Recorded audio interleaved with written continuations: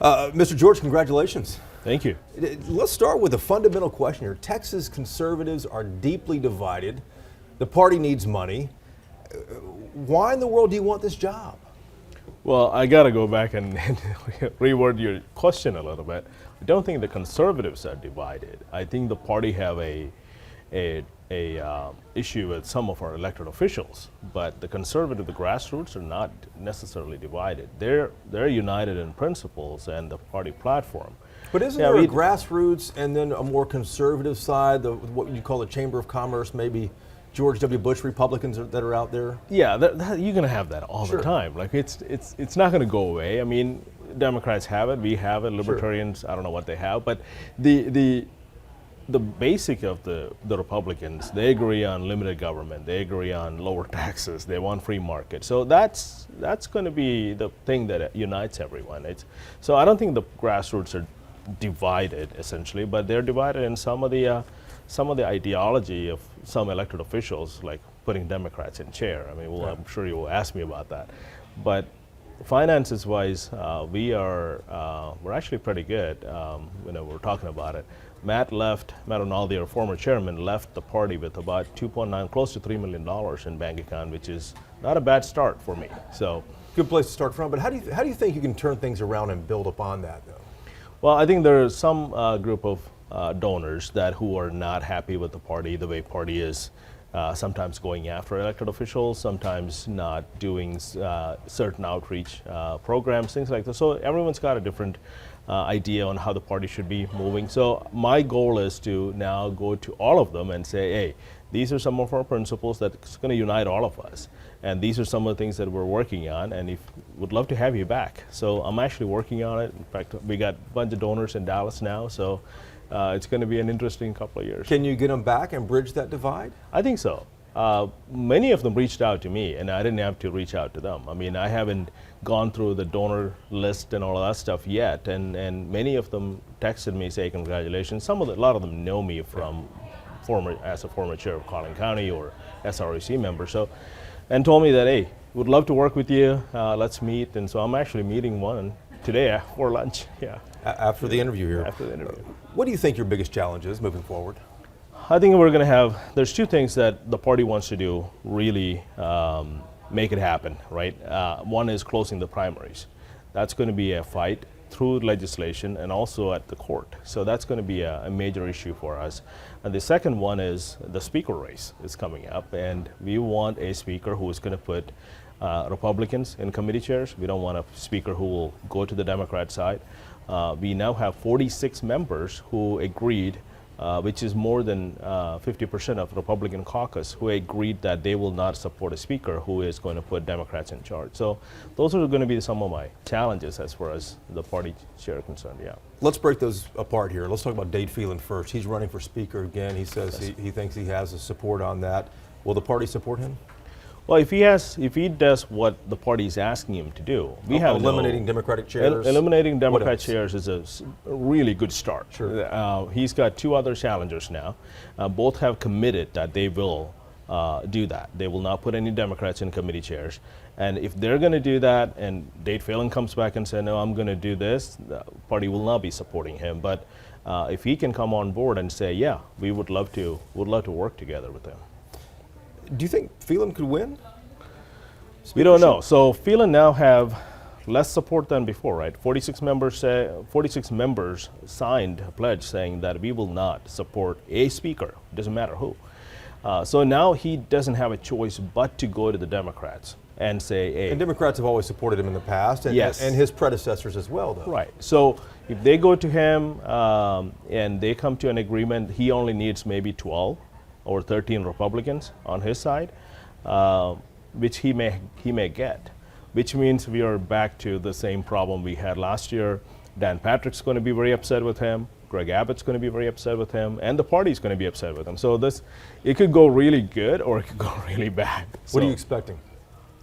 I think it will be in the middle somewhere. I don't think it's going to go, even if he wins, I don't think he's going to go double down on everything. I think he may come to us and say, I may win as a nominee from the Democrat side, but I don't think I'm going to put a Democrat committee chair. So We're working with him and working with his allies in the Texas House to see what we can do. Yeah.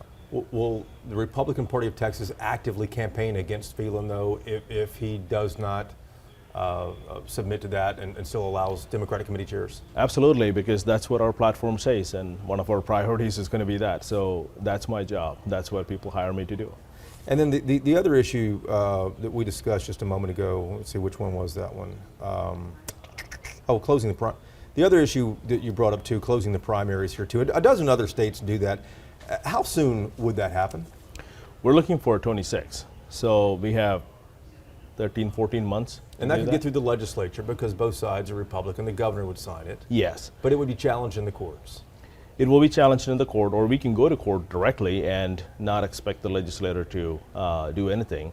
I would rather have the legislators handle that because that makes it cleaner, easier for the party and for the state. But if legislators are not going to do that, then we will go to court directly because we have precedents in many other states. So there are a dozen other states that have these closed primaries. What do you think the downsides are to that? I don't see one because this is a primary. We're not electing someone. We're selecting a nominee, right, for your party. And it's like, when you ask a football fan, if Dak Prescott can put on a jersey for Cowboys, and which means he's got to score for our team. He cannot go score for Eagles. It's the same thing. It's like we're choosing a player for our team. That's what we're doing. So we're expecting them to abide by our principles. So I don't see a downside. The downside for not having a close primary is then we will get some of the weakest candidates because the Democrats will choose a weaker candidate. We will not always get a conservative candidate because Democrats don't want a conservative candidate. So those are some of the major issues we are facing today, so which is one of the main reasons we want to close the primaries. And it's the same for the Republicans too. The Republicans can influence the Democratic candidates as well. Yeah, but in Texas, who wants to do that because they're not winning? So, touche. Good point there. Yeah. Let's talk about another big issue in the headlines right now. President Biden issued an executive order to address the southern border here. Yeah. I want to talk to you about this because you and fellow Republicans call this a stunt. Help me understand this. This is where I'm stuck on this. Biden helps to negotiate a bipartisan border deal with Republicans. President Trump says, no, it's a bad idea. Let's not do this. Republicans back away from it. Republicans tell me on this program here, Biden can do everything he needs to do in an executive order. Biden does an executive order to address asylum seekers. Republicans call it a stunt. At some point, Republicans seem like they don't want to solve the problem. They just want to talk about the problem. No, Biden is not solving the problem. He is allowing illegals to stay in the country.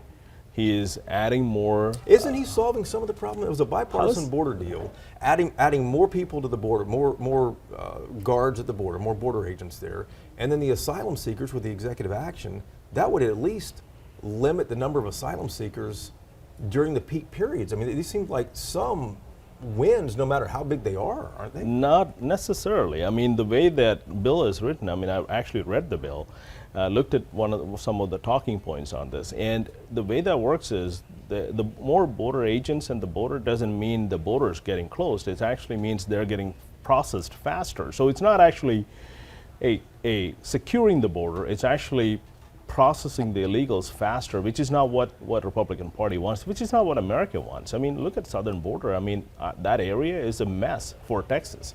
So it is a stunt, and it's 5 months into the election or 6 months into the election is what he's thought about this whole thing.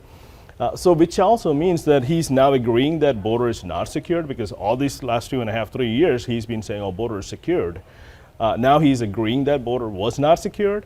So we have 23 million people in our country now that we have no idea who they are, where they came from, because they're not processed properly. And President Trump's first promise is, I will deport them all. Well, that's what we like to see. And this is a stunt because of that, because it's really not solving the problem. It's actually making it worse for us. And you mentioned Trump's pledge to deport everyone. What kind of impact would that have on the Texas economy? Well, right now, I don't know. I don't have any numbers on that, to be honest with you. But what do you think would happen, though? Because you know that businesses all over the state rely on that labor. right. So you can always have a temporary work visa for that. And there are some things that Congress already worked in the past when Trump was the president, and they didn't allow it. They didn't actually make that. I mean, I don't think Trump is not an anti-immigration person. He's got workers all over in his businesses that are immigrants. Exactly. I'm an immigrant. I'm not against anti-immigration either. But his campaign pledge is that he would round up everybody on day one who's not here legally.